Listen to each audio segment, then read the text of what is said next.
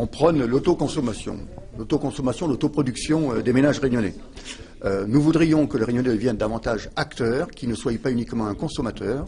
Et nous voudrions aussi, pour éviter ce seuil des 30% d'énergie intermittente que sont les énergies renouvelables donc dans le réseau, que l'on favorise l'autoconsommation donc de la production produite par le particulier. Et on a des efforts à faire dans la miniaturisation des systèmes de stockage. À partir du moment où on aura miniaturisé tout ça, on pourra aller vers le stockage chez les particuliers et favoriser donc cette autoproduction, autoconsommation. On ne peut pas avoir cet objectif de l'autonomie énergétique de 2025 et de ne pas se donner les moyens. On le voit, regardez le débat qu'il y a actuellement sur la suppression de la défisque dans le secteur des photovoltaïques. On va à contre-courant, à contre-sens de ce que l'on veut faire. Soit on veut faire de la Réunion une île modèle en termes d'autonomie énergétique, alors à ce moment-là on se donne les moyens, ou soit on est sur des ambitions juste pour faire plaisir, quoi. Et donc soyons cohérents. Nous, ce que nous disons, qu'il est essentiel qu'on maintienne le secteur public de l'électricité. On ne veut pas que ça devienne un système complètement privé.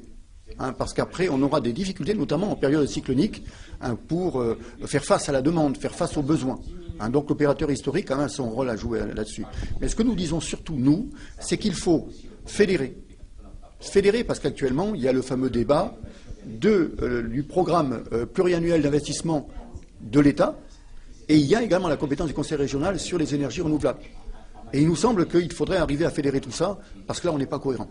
Le fait de maintenir ce service public de base en électricité n'entre pas en contradiction avec la multiplication des petites unités que vous avez préconisées dans votre rapport? Absolument pas. Non, non. L'autoproduction des ménages et autoconsommation, c'est une chose. Ça permet donc d'éviter d'avoir plusieurs raccordements au réseau, puisque EDF a du mal à faire face à la demande. Et le fait de mettre dans différents écarts de l'île, en termes d'aménagement, des unités de production, c'est pour faire face à la demande de la micro-région.